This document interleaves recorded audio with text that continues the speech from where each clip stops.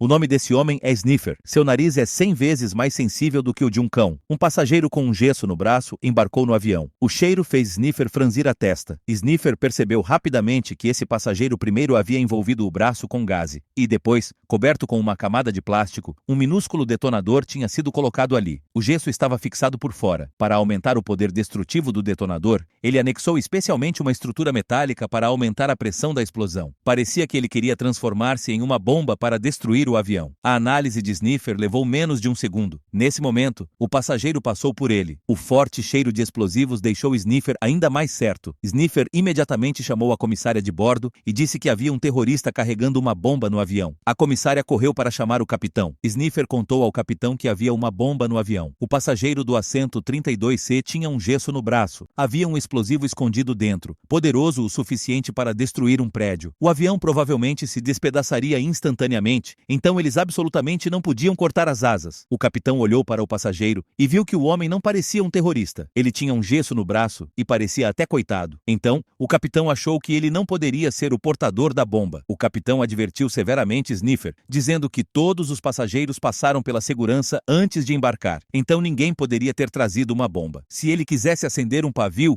precisaria de um isqueiro, que não passaria pela segurança. Se fosse uma bomba de controle remoto, o avião perderia sinal e ela não poderia ser detonada. O capitão disse a Sniffer para não causar pânico ou chamaria a segurança para expulsá-lo do avião. Sniffer ficou extremamente irritado. Ele explicou que havia sentido cheiro de peróxido de acetona, o ingrediente usado para fabricar bombas. Ele não poderia estar enganado. Sniffer disse que se o capitão insistisse em cortar as asas, os 208 passageiros iriam morrer. O capitão e a comissária se entreolharam com um ar de deboche. O capitão disse que Sniffer não tinha evidências. Sniffer estava confiando apenas no olfato para afirmar que havia uma bomba. O capitão disse que Sniffer pensava que era um cão farejador. Sniffer suspirou e não continuou explicando. Apenas disse que 35 minutos antes, os dois tinham feito sexo 2 vezes na cabine. Os dois ficaram petrificados, pois Sniffer havia acertado em cheio. Eles não sabiam que o nariz de Sniffer era 100 vezes mais aguçado que o de um cão. Dessa vez, o capitão não duvidou mais do olfato de Sniffer. Ele correu para avisar a polícia. Sniffer havia prevenido com sucesso um ataque terrorista, mas as habilidades de Sniffer não paravam por aí. Sniffer tinha acabado de chegar em casa quando recebeu uma ligação da ex-esposa, dizendo que o filho deles, Alex, estava vendendo maconha na escola e o diretor queria expulsá-lo. Sniffer correu para a escola. O diretor disse friamente que Alex e outros 3 alunos estavam chapados na garagem. O diretor encontrou maconha com ele. Segundo as regras da escola, além de expulsá-los, teria que enviá-los ao tribunal juvenil para cumprir pena. O diretor também avisou a todos os alunos para nunca se tornarem como Alex Sniffer. Não ficou com raiva. Ele calmamente perguntou a Alex: "Essa maconha é sua?" Alex abaixou a cabeça sem dizer nada. Aos olhos do diretor, isso era claramente uma admissão de culpa. A ex-esposa de Sniffer rapidamente examinou o pulso de Alex, querendo ver se havia marca de agulha. Sniffer disse que, assim que entrou, sentiu que Alex não tinha injetado nada. Alex só tinha dado algumas tragadas. Então Sniffer tirou o protetor nasal e colocou luvas. Usou uma pinça para pegar o saquinho de maconha e cheirar. Ele usou luvas para não prejudicar o cheiro com resíduos. Sniffer sentiu o odor de uma segunda pessoa no pacote. Um estudante do sexo masculino, Sniffer, queria ir até a sala de aula para descobrir quem tinha armado para Alex. O diretor correu atrás de Sniffer, advertindo-o enquanto ele caminhava. Disse que Sniffer não tinha o direito de revistar a mochila de um aluno e que isso violava a privacidade deles. O diretor afirmou que Sniffer queria arranjar férias na cadeia. Sniffer ignorou aquelas palavras. Ele precisava provar a inocência de Alex. Sniffer foi até o laboratório de química. Naquele momento, os alunos estavam fazendo experimentos. Quando viram Sniffer entrar de repente, todos ficaram confusos. Sniffer passou fileira por fileira. O último aluno, e também o alvo, era um garoto loiro. Sniffer pegou a mochila do garoto loiro e perguntou se aquela era sua mochila. O menino ficou apavorado. Sniffer disse que tudo bem se ele não quisesse admitir. Então Sniffer despejou todos os itens da mochila sobre a mesa. E, como esperado, caíram mais 3 pacotes de maconha. Acontece que ele era o grande traficante da escola. Sniffer disse friamente que agora o diretor podia chamar a polícia. O diretor ficou atônito. Ele quase arruinou o futuro de um adolescente inocente. Sniffer foi até a porta, mas de repente se virou e disse ao diretor que aquilo não era maconha de verdade, mas uma versão falsa e de baixa qualidade. Os alunos caíram na risada. O diretor virou motivo de piada. Alex viu que que tudo havia sido exposto e não precisava mais esconder nada. Ele disse ao pai que, como sempre queria assumir a culpa no lugar de seu melhor amigo, não disse nada, mas tudo aquilo era só um pequeno problema. A verdadeira identidade de Sniffer era a de um detetive. Depois de sair da escola, Sniffer recebeu um caso, um assassinato em um quarto trancado por dentro. A vítima era o dono de uma empresa de construção. A cena do crime não havia sido alterada, e o autor não deixou nenhuma impressão digital. O policial Victor, responsável pela investigação, achava que o caso tinha sido cometido por alguém conhecido da vítima.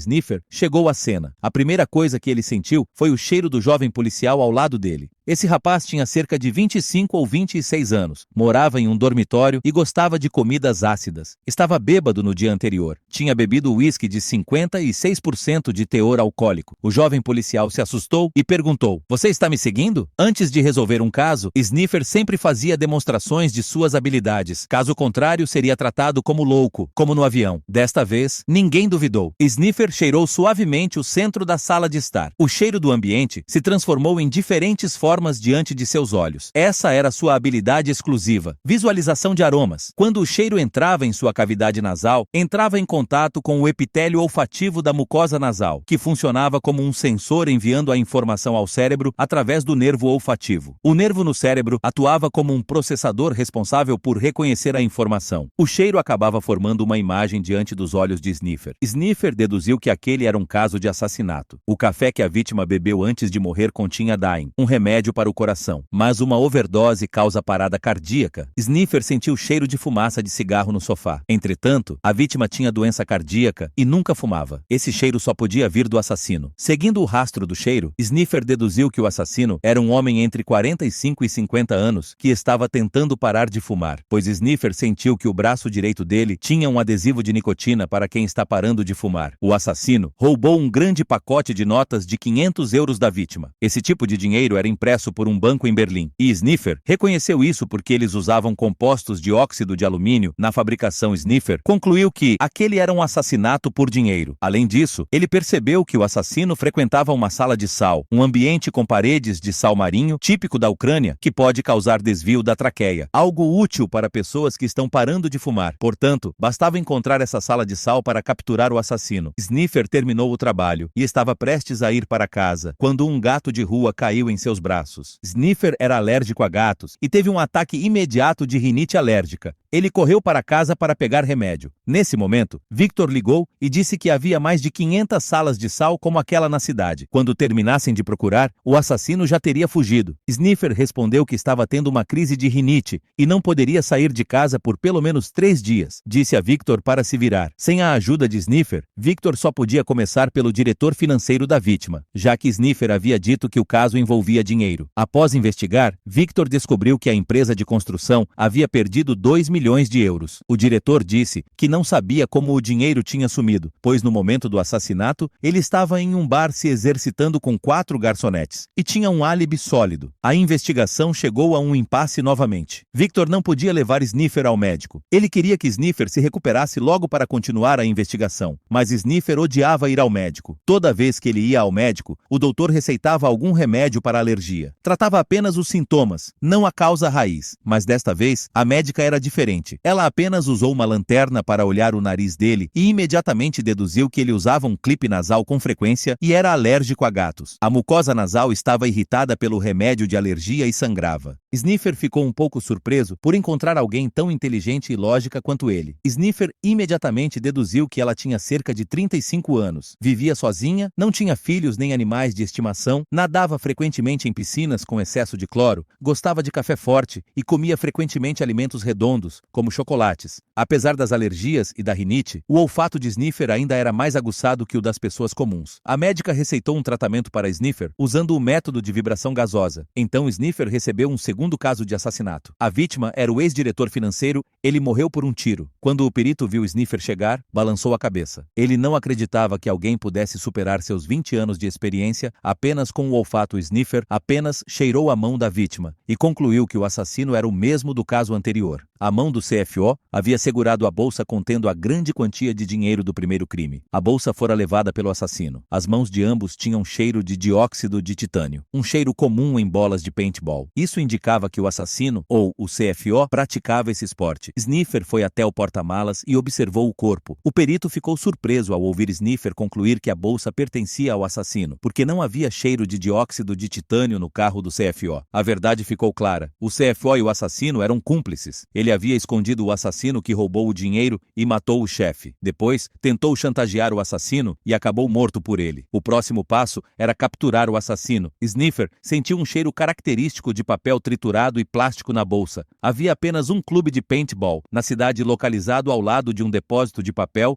e plástico reciclado. Os dois foram imediatamente até lá. Victor ficou encarregado de cumprimentar os jogadores. Sniffer aproveitou para farejar discretamente e procurar alguém com adesivo de nicotina. Quando Sniffer estava trocando de roupa, sentiu um cheiro familiar. Um homem careca entrou. Ele realmente tinha um adesivo de nicotina no braço. Todos colocaram seus capacetes e entraram na zona de jogo. O cheiro de dióxido de titânio misturado ao suor de mais de 20 jogadores fez Sniffer não conseguir identificar o culpado por um momento. Quando o jogo começou, Sniffer se escondeu ao lado para observar. De repente, alguém foi eliminado. Quando essa pessoa tirou o capacete, Sniffer identificou que era o culpado. Sniffer acabara de dizer a Victor para prendê-lo quando foi inesperadamente atingido por uma bola de tinta e eliminado. Sniffer alertou Victor para tomar cuidado, pois o culpado estava armado. Victor rapidamente correu atrás dele. O assassino correu pelo labirinto de aço com uma bolsa na mão. Victor subiu em uma estrutura e saltou de cima. Finalmente conseguiu dominá-lo. Sniffer havia acabado de concluir seu trabalho quando sua ex-esposa lhe deu uma má notícia. Alex havia sido preso pela polícia, suspeito de assassinato. Sniffer imediatamente foi à delegacia com Victor. O chefe de polícia disse que Alex havia matado um traficante. Quando a polícia chegou, Alex estava ao lado do corpo segurando uma arma. Sniffer não acreditou nem por um segundo. Alex já havia confessado ingenuamente por um amigo antes, então era impossível que tivesse coragem de matar alguém. Sniffer quis ver o filho, mas o acesso foi negado. O chefe de polícia temia que eles combinassem uma versão falsa. Sniffer não aguentou mais. Tirou o clipe nasal e respirou fundo. Então disse que o chefe tinha 45 anos, não fumava, não tinha esposa nem filhos, porque amava mais as abelhas que criava do que qualquer outra pessoa. O chefe ficou chocado ao perceber que Sniffer era o famoso cão farejador humano do mundo policial. Sniffer pediu para investigar o caso, mas mesmo assim não permitiram que ele visse Alex. Sem alternativa, Sniffer foi ao local do crime com Victor. Um vizinho havia ouvido barulho pelo olho mágico e estava espionando. Victor imediatamente selou o olho mágico com fita adesiva. Era ilegal eles investigarem o caso sem permissão. Victor pegou seu kit de arrombamento, usou vapor para derreter a cola e retirar o lacre. Victor tentou imitar Sniffer e disse, cheirando a fita, que era um lacre de papel branco. Sniffer ficou sem palavras. Era óbvio a olho nu. Nesse momento, a fita que cobria o olho mágico caiu. O vizinho viu claramente o que estavam fazendo e imediatamente chamou a polícia. Os dois entraram na casa de Alex. No centro da sala, a imagem olfativa apareceu. Alex realmente estava lá no momento do assassinato, mas estava segurando uma arma e caído no chão. Parecia estar inconsciente. Sniffer respirou fundo novamente e sentiu o cheiro do xerife e dos dois paramédicos que tinham chegado antes. Isso era normal. A polícia certamente tinha investigado a cena, mas algo ainda parecia errado. Sniffer respirou fundo pela terceira vez, eliminando os cheiros irrelevantes. Então detectou o odor de um segundo atirador. O atirador era um homem de aproximadamente 35 a 37 anos. Porque o cheiro na cena era muito complexo, Sniffer não conseguiu dizer se aquela pessoa tinha disparado um tiro ou não. Sniffer sentiu cheiro de farinha atrás de uma luminária de chão. Sniffer deduziu que 3 quilos de farinha haviam sido escondidos ali. Ele especulou que o assassino devia ter matado alguém por causa da farinha e depois incriminado Alex para desviar a investigação. Depois disso, os dois foram embora. O chefe de polícia soube pelo vizinho que os dois estavam investigando o caso por conta própria. Então, ele imediatamente ligou para o superior de Victor para proibir que continuassem investigando. A investigação chegou a um beco sem saída. Sniffer ficou tão preocupado em casa que não conseguia dormir. Sua ex-esposa chorava todos os dias. Naquele dia, um cara careca apareceu de repente para Sniffer e disse que tinha estado na mesma prisão que Alex. Ele disse que sabia quem era o assassino e queria $1000 como recompensa. Sniffer sentiu o cheiro de Alex nele. Então foi buscar o dinheiro. O careca aproveitou para dar um bote e roubar uma taça de prata. Quando Sniffer saiu, entregou apenas $900. O careca ficou descontente. Sniffer disse que a taça que ele tinha acabado de roubar valia apenas $100. O careca não teve escolha, a não ser devolver a taça a Sniffer, entregou o restante do dinheiro. Então o careca, de repente, derrubou Sniffer com um golpe e o deixou inconsciente. Depois, roubou todas as taças de prata. Mais tarde, Victor descobriu. Então levou Sniffer imediatamente ao hospital. A médica ajudou Sniffer a limpar o sangue da cavidade nasal. Os dois se entreolharam. Sniffer ficou imediatamente tocado. chocado. Ele segurou a mão delicada dela, mas percebeu que não conseguia sentir o cheiro da médica. Ele pegou a laranja ao lado e também não sentiu nada. O careca tinha danificado seu nariz. Victor então encontrou o endereço do careca. Ele se preparou para prendê-lo e perguntar quem era o verdadeiro culpado desde o início, mas quando Victor chegou, descobriu que o careca havia sido morto. Dessa vez, a pista foi cortada novamente. Sniffer deduziu que o aparecimento do careca servia para destruir seu olfato e atrapalhar a investigação. O mais surpreendente foi que a polícia, através dos testes balísticos, identificou o filho de Sniffer como o culpado. Logo depois, Victor recebeu um telefonema dizendo que no dia do assassinato, o chefe de polícia não tinha ido à cena, mas enviado outra equipe de investigação. Sniffer entendeu imediatamente que o segundo atirador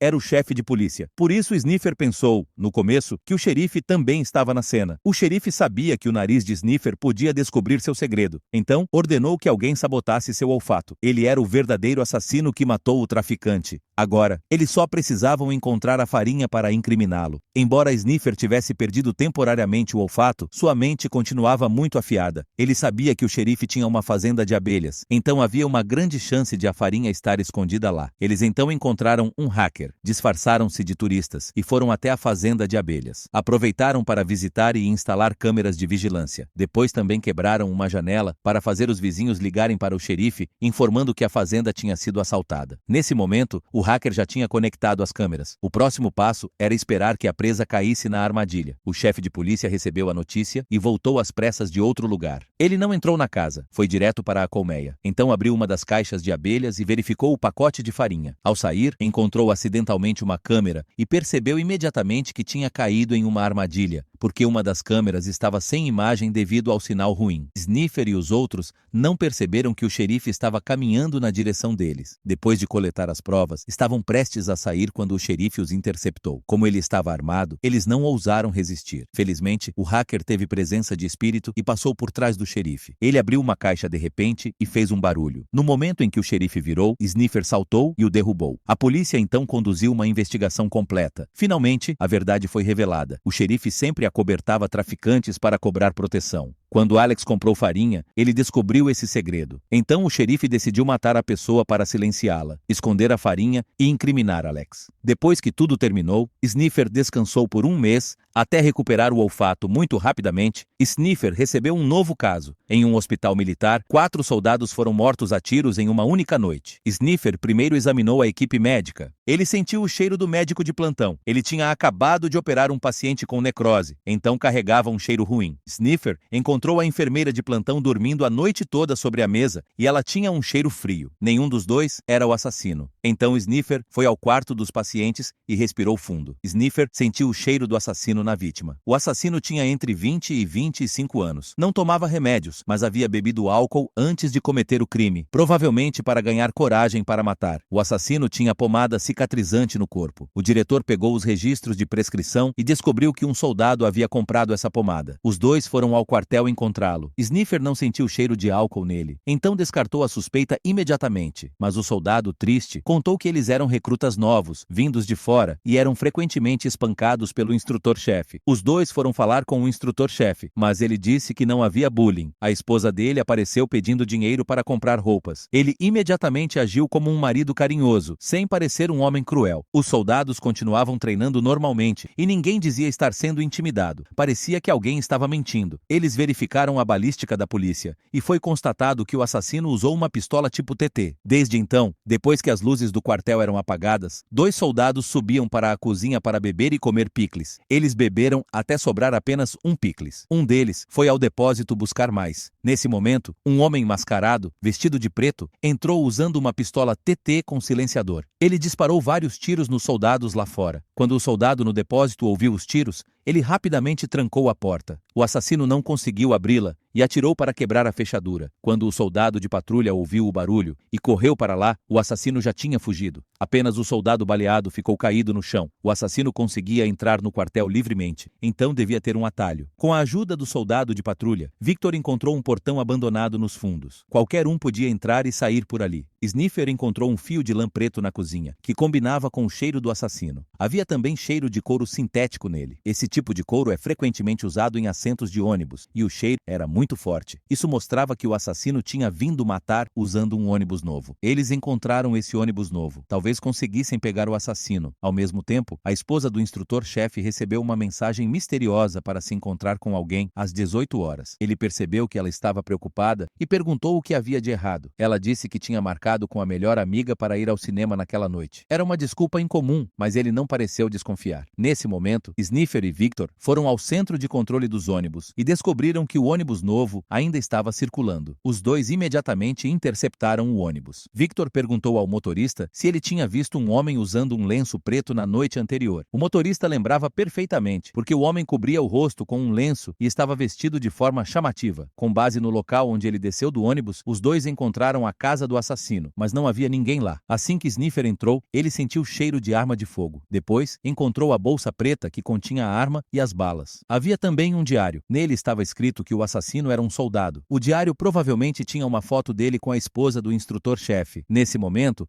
a esposa do instrutor-chefe foi encontrar a pessoa misteriosa, que era o próprio assassino. Além disso, os dois eram realmente casados legalmente. O instrutor-chefe havia roubado a esposa dele e o separado à força. Ele também ordenou que seus subordinados destruíssem o rosto do marido. Depois de fugir, ele se envolveu em vingança e matou os soldados que destruíram seu rosto. Quando os dois estavam se beijando, o instrutor-chefe apareceu de repente. Ele já tinha percebido que sua esposa ficou nervosa ao ler a mensagem, então a seguiu em segredo. Furioso, ele queria matar alguém, mas o marido da mulher avançou contra ele e o derrubou. Depois disse à esposa para fugir. No entanto, ele acabou sendo morto a tiros. A esposa correu até um armazém abandonado. O instrutor-chefe a perseguiu rapidamente. Ela pegou uma barra de ferro e bateu nele por trás. Depois continuou batendo sem parar. Por fim, o matou. A justiça considerou que ela agiu em legítima defesa, então não foi presa. Quem faz o mal acaba colhendo o mal. Nesse momento, na cidade, uma babá brincava de frisbee com um garotinho. O frisbee caiu no chão. Um homem usando luvas pretas o pegou e entregou a ela. De repente, ele borrifou gás sonífero nela e a levou embora. Depois que ela desmaiou, o garotinho também foi sequestrado. O sequestrador chantageou o pai da criança, exigindo 120 mil euros. Caso contrário, mataria o refém. Sniffer achou esse valor muito estranho. Por que o sequestrador pediria tão pouco dinheiro? Ele só deu 48 horas para prepararem o dinheiro. O pai do garoto era um magnata, então não lhe faltava dinheiro. Mas temendo que matassem o refém após receberem o pagamento, ele chamou a polícia. Sniffer cheirou o prato e soube que o sequestrador era um homem, mas como ele estava usando luvas, Sniffer não conseguiu deduzir idade nem altura. Porém, o prato tinha cheiro de bebida. O sequestrador havia bebido um refrigerante. Victor imediatamente mandou alguém procurar uma lata de refrigerante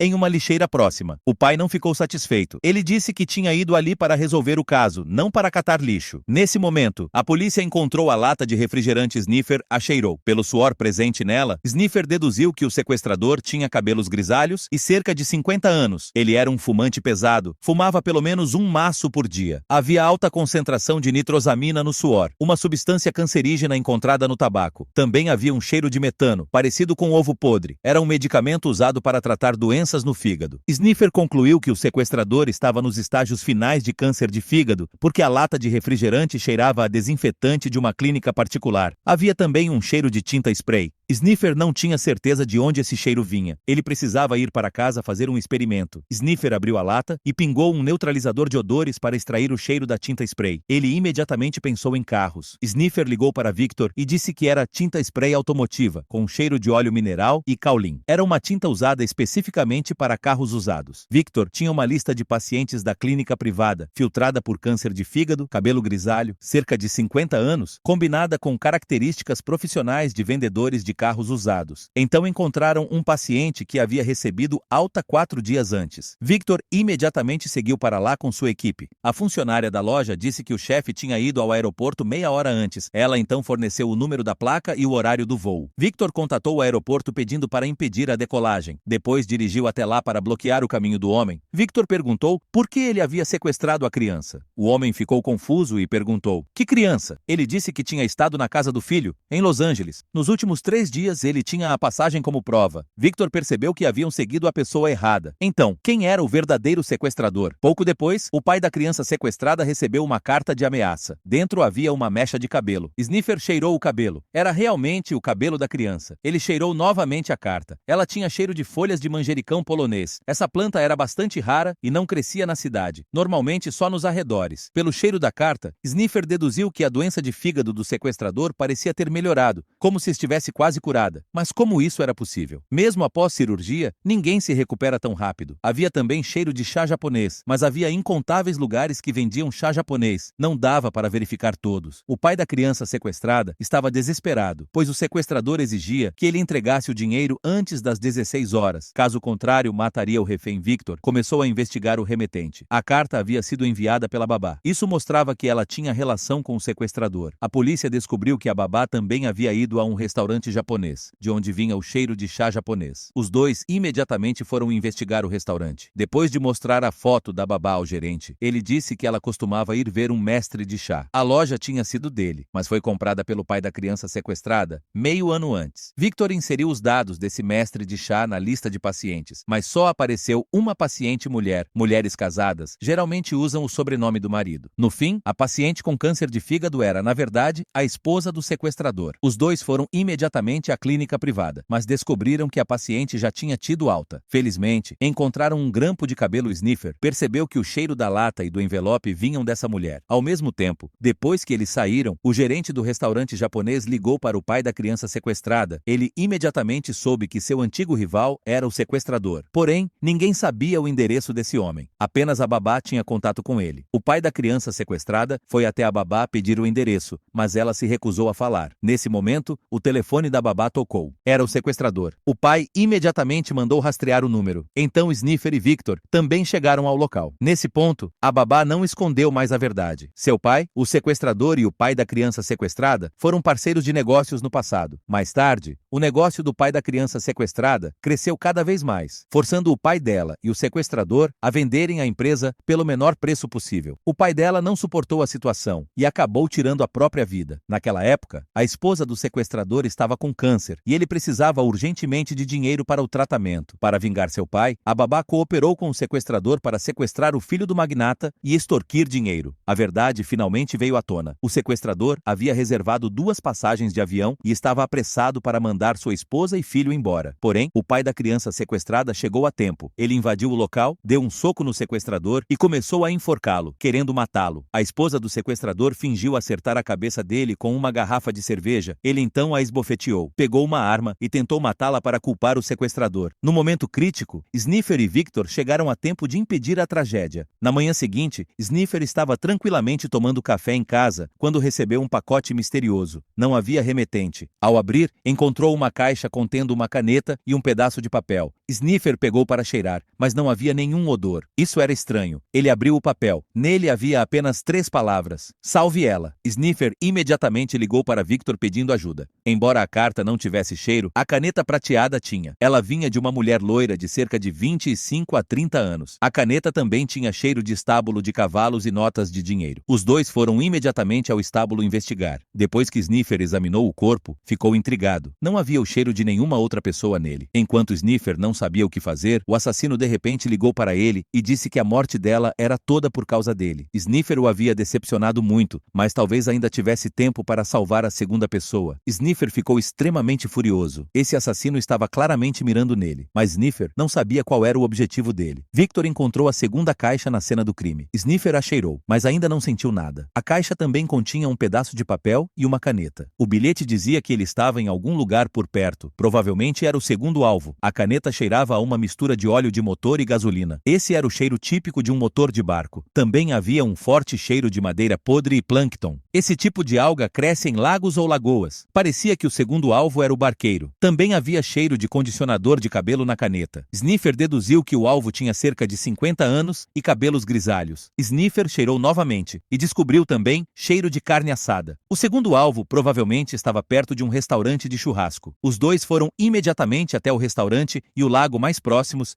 e perguntaram ao dono da empresa de barcos. Finalmente descobriram onde o alvo morava. No entanto, só havia um cachorro na casa, e mais ninguém. Sniffer finalmente encontrou o segundo alvo morto dentro de um pequeno barco de madeira. Desta vez também não havia cheiro de outra pessoa na vítima. Será que o assassino era alguém que Sniffer havia colocado na prisão antes e agora estava se vingando? Nesse momento, o assassino trocou o número de telefone e ligou novamente para Sniffer. Ele disse que Sniffer o estava decepcionando cada vez mais. Deu outra chance a Sniffer. Se ele não salvasse a terceira pessoa, o assassino tornaria sua vida um inferno. Sniffer não queria mais ser passivo. Então, os dois contataram a polícia para investigar informações do remetente, mas não encontraram nada. O pacote parecia ter surgido do nada. O número de telefone do remetente também não podia ser rastreado, porque o assassino usava um número diferente a cada vez. Para garantir a segurança de Sniffer, Victor e seus seguranças o protegeram 24 horas por dia. A terceira caixa chegou rapidamente. Não havia cheiro algum no papel, mas o cheiro da caneta indicava que o terceiro alvo era um homem de meia idade, entre 30 e 35 anos. Havia cheiro de propilenoglicol e monocloramina. Propilenoglicol é usado para fabricar anticongelante. Monocloramina é um desodorizante forte, usado em desodorantes de sapatos. Combinando essas pistas, Sniffer deduziu que o alvo trabalhava em uma pista de patinação no gelo. Os patins costumam ter desodorizantes dentro. Havia também um aroma distinto de briar, um tipo de madeira usada para fabricar cachimbos. O único lugar que teria cachimbos e pista de patinação no mesmo local era um shopping center. A polícia localizou o shopping e levou Sniffer até lá. Eles foram rapidamente ao balcão de aluguel de patins. Havia uma mulher loira trabalhando lá. Victor colocou alguém para monitorar o fluxo de pessoas. Dessa vez, eles queriam pegar o assassino. Nesse momento, o assassino ligou novamente, perguntando se a pizza estava boa. O nariz de Sniffer estava cada vez mais inútil, porque ele estava procurando no lugar errado. Parecia que a terceira pessoa também morreria por causa de Sniffer. Depois que o assassino desligou, um grito estridente ecoou pelo shopping. A polícia correu e viu um funcionário amordaçado em um canto. Ele era eletricista do shopping. O agressor havia roubado seu uniforme de trabalho e colocado nele, depois voltou para o salão de beleza. Só então Sniffer percebeu. Propilenoglicol também pode ser usado na indústria da beleza. Todos correram para lá imediatamente. Encontraram o terceiro alvo assassinado. Havia uma caixa ao lado do corpo. Sniffer a abriu e viu uma frase escrita no papel. Você a matou. Sniffer rasgou o papel furiosamente e saiu correndo com um megafone gritando: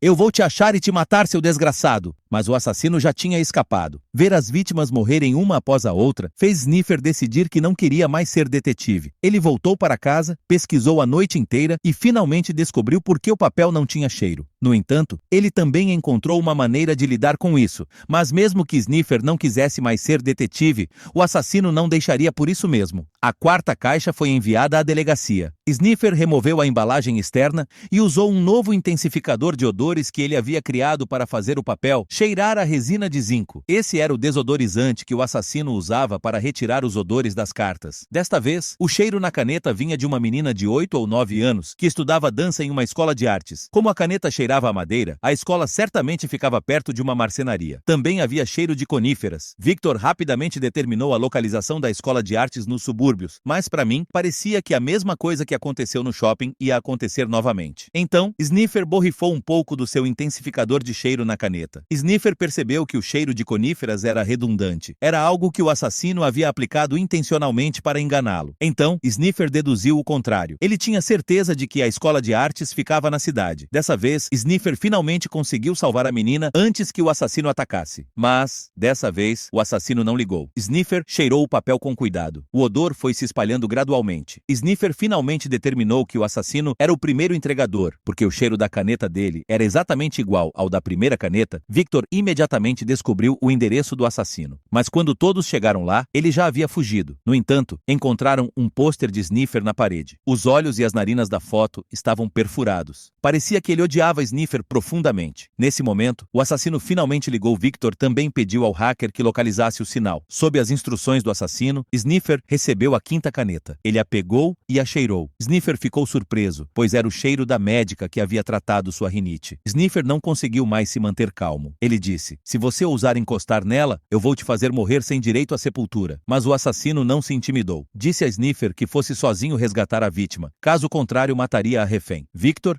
só pôde enviar agentes para cercar a área. Secretamente, Sniffer colocou um fone Bluetooth, um colete à prova de balas e foi até um ginásio abandonado. A médica estava amarrada a uma cadeira. Sniffer estava prestes a correr até ela quando viu o assassino aparecer. O assassino estava em posição de atirador de elite, então a polícia não conseguia mirá-lo. Victor mandou Sniffer dar 2 passos para trás para atrair o assassino para fora, mas ele percebeu a estratégia, recuou para um ponto cego e disse: você é esperto, mas eu sou mais esperto. Ele acreditava que todas as pessoas no mundo mundo era um lixo e imundície. Por exemplo, a garota que Sniffer salvou, ela tinha distrofia muscular. Mesmo salva, não viveria muito. As vítimas anteriores eram prostitutas ou viciadas em drogas. Para ele, todas mereciam morrer. Achava que estava ajudando o mundo a se livrar de mofo e ervas daninhas. Mas ao mesmo tempo, se sentia solitário por ser tão inteligente, por isso brincava de gato e rato com Sniffer. Sniffer respirou fundo e disse: "Você vive sozinho há 10 anos. Nenhuma mulher jamais gostou de você. Você é um fracassado. Você é o lixo. Você é o lixo deste mundo." O assassino ficou tão furioso que correu para fora e apontou uma arma para Sniffer. Ele disse: "Você é o lixo. Uma aberração como você não deveria existir neste mundo." Embora tivesse saído do ponto cego, a arquitetura o protegia da mira dos snipers. Ele também segurava um detonador de bomba. Depois entregou-o a Sniffer e disse que, se Sniffer se afastasse 10 metros da médica, a bomba presa ao corpo dela explodiria. Em seguida fugiu, mas Sniffer percebeu que o detonador não tinha bateria, então não poderia detonar nada. Sniffer entendeu que tinha sido enganado, então se virou e correu atrás do assassino. Victor chegou correndo logo depois, mas só encontrou Sniffer sentado no chão. O assassino estava morto. Então Sniffer saiu calmamente. A médica foi finalmente resgatada com segurança. Esse foi todo o conteúdo do filme The Sniffer. O filme de hoje termina aqui. Obrigado por assistir. Até logo.